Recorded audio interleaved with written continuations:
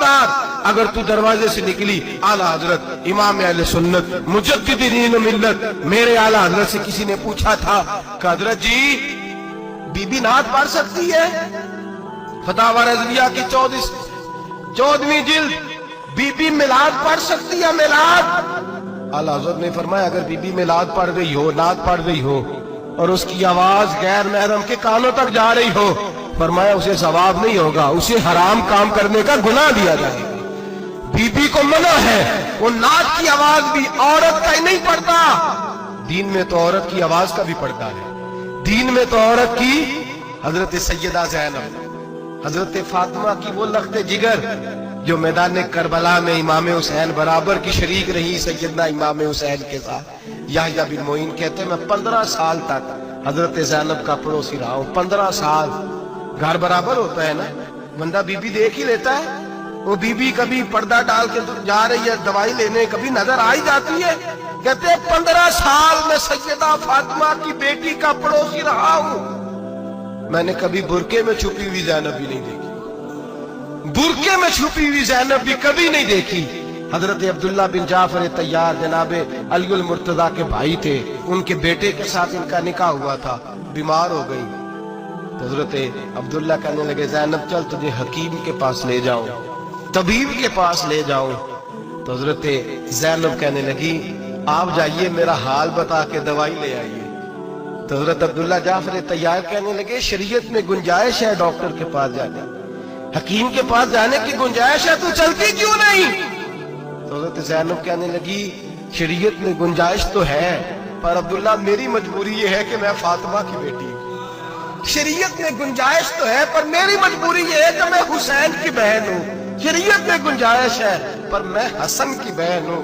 शरीयत में बड़ी गुंजाइश है पर लोग मुझे मोहम्मद अरबी की नवासी कहते हैं। गुंजाइश तो है पर मैं नहीं ना निकल सकती, इसलिए कि जितना कोई अपने आप को दीन के करीब जानता है उतना उसके पैरों में शरीयत की जंजीरें ज्यादा होती हैं। तो जनाब सैयदना अब्दुल्ला कहने लगे अगर तू पर्दा कर गई, अगर तू चली गई, फरमाने लगे ये तो अल्लाह की मशीयत है, तू दवाई ला दे ताकि मैं खा लूं, और अगर मैं चली गई तो मैं अपनी माँ से जाके कहूंगी कि अम्मा सारी तकलीफें मैंने छाती पे बर्दाश्त की हैं पर मैंने तेरे पर्दे पर आंच नहीं आने दी। मेरे भाई ये उसवा नूर है, ये उसवा हसना है, ये हमें सिखाया जा रहा है। मेरे हबीब करीम की बीवियों का ये हाल था। बीवियों का अपने घर के आंगन में हजरत आयशा सिद्दीका, हजरत सौदा, जनाब हफ्सा अपने सेल में जब बैठती थी ना तो दीवार की तरफ मुंह करके बैठती थी, दीवार के साथ लग के दीवार की तरफ। बीबियां अपने घर के अंदर भी दीवार की जानब मुंह करके बैठती थी। लोग पूछती, बीबियां पूछती कि अपने घर में भी दीवार को मुंह करने का मतलब? कहती हो सकता है कुछ छत पे चढ़े अचानक नजर पड़े तो हम चाहती हैं फिर भी हमारा चेहरा नजर ना आए उसे, फिर भी हमारा चेहरा नजर। हम अपने घर के अंदर भी पाबंद रहती हैं कि हमारे चेहरे नजर ना आए। खुदा रा बड़े पैसे जिंदगी में लुटाए हैं, 1000 1500 बुरके पे भी खर्च करो, वो घर ले जाओ, वो अम्मा को भी दो, बहन को भी दो, बीवी को भी दो, उसको कोई ये पहन ले। इसलिए कि जब तो हजरत फातिमा के तरीके का पर्दा करेगी तो तेरे आंगन में सैयदा ज़ैनब की तरह की बेटियां पैदा होंगी, वो उस सुन्नत पे चलने वाली बेटियां तेरे आंगन में आएंगी। खुदारा मेरे भाई आज ये नियत करो, ये इरादा करो और अपने घरों को पर्दे का पाबंद बनाओ।